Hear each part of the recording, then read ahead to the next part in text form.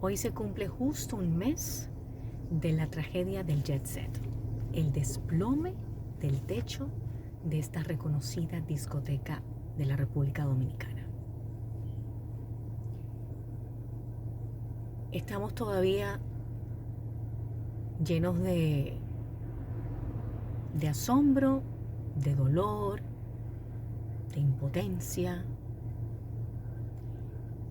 Todos conocemos a una persona, por lo menos a una persona, que de manera directa fue afectada por esta tragedia. En mi caso conozco a 3. Aimé tiene en el colegio un compañerito que perdió a mamá y a papá. Yo tengo una amiga que perdió una sobrina en esa tragedia. Y tengo un compañero de trabajo que perdió a una tía en esa tragedia. Así que todos, de una forma u otra, conocemos a alguien que de manera directa fue tocado por esta tragedia. Hasta la fecha, de manera oficial,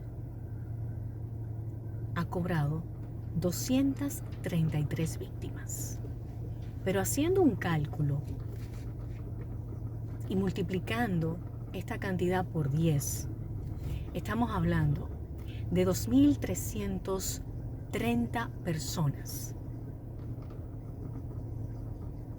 que han quedado de manera directa afectadas, porque perdió una hija, porque perdió a un esposo, a una esposa, a una madre, a un padre, a un tío, a una tía, a una sobrina, a un sobrino, al compadre, la comadre. O sea, estamos hablando de 2.330 familias. Pero también debemos calcular a los sobrevivientes y a las familias de los sobrevivientes que sus vidas jamás serán igual. Probablemente muchos de esos sobrevivientes tomando pastillas para la depresión porque no superan la tragedia, porque perdieron a la persona con la que esa noche, o a las personas con las que esa noche fue a disfrutar a un centro nocturno. Inevitable hacerse la pregunta, ¿y por qué yo no? ¿Y por qué a mí no? O sea, el asunto es complicado. A mí me preocupan mucho los niños que perdieron a mamá, a papá o a los dos. Porque si esos pequeños y o adolescentes, porque también adolescentes perdieron a sus padres, a sus progenitores, no se les da el debido tratamiento, la debida terapia, cada uno de ellos son una bomba de tiempo.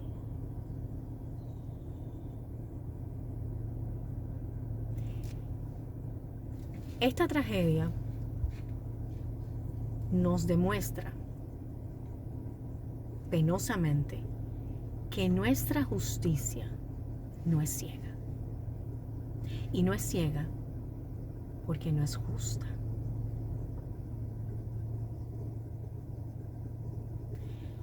Yo entiendo que los primeros responsables son los propietarios de la discoteca Jet Set. Pero las autoridades deberán investigar y determinar qué porcentaje recae sobre el Estado Dominicano. Porque si yo tengo un negocio público y estoy haciendo algo incorrecto, las autoridades tienen el deber de ponerme un alto. Y esto no ocurrió en este caso.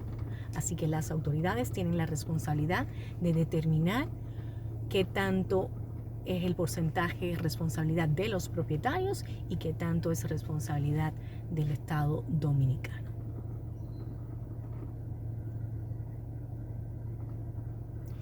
Nadie quisiera pasar por una tragedia como esta. Pero como yo siempre le he inculcado a mi hija, las acciones tienen consecuencias. Y las no acciones también tienen consecuencias. Yo no conozco al señor Antonio Espaillat, pero yo pudiera a él también contabilizarlo como uno de los sobrevivientes de esta tragedia. Porque a mí no me queda duda de que si él hubiese estado en el país, él hubiese estado esa noche en su propia discoteca. Que haya podido sobrevivir o no, no lo sabemos. Pero si él hubiese estado en el país, él hubiese estado esa noche en la discoteca. Y su mundo, como él lo tenía concebido, estructurado, se desplomó también con el techo de su discoteca. Ya lo que él había construido a nivel económico, a nivel social, a nivel de imagen, todo eso también se desplomó, reitero, con el techo de su discoteca.